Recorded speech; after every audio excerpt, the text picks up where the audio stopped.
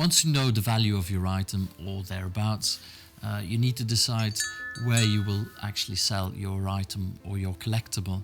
There are a few selling platforms. You can sell it through a dealer, you can sell it at auction, or through one of the internet selling platforms.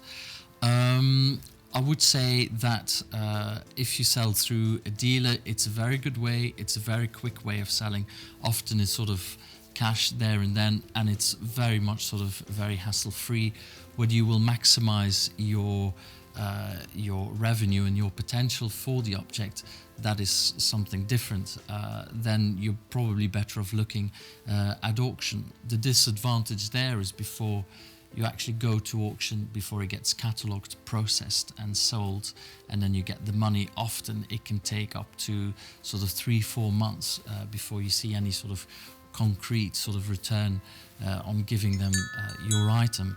But auction is a very good route, because you literally put 2 or 3 or even more people in competition, and the market actually decides what it is worth. An auction house can say, okay, your item is worth £300 to £400 and put it in at that price, but at the end of the day it is the market that will decide what it is worth. That sort of briefly brings me on to the subject of specialist sales versus sort of more generalist sales. If you have a painting, for example, with a view of London, I know that some auction houses in London organise specific London-themed sales, which is very good, and which again can help you maximise the potential of your work.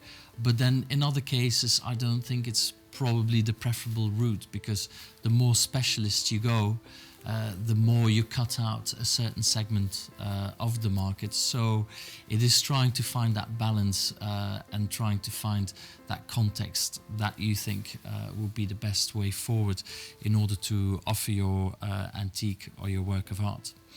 And then of course, where to sell is also a very sort of simple and basic matter of physically where you sell it. Is it in London? Is it a Scottish painting, so you want to sell it in Edinburgh, or you even want to sell it internationally?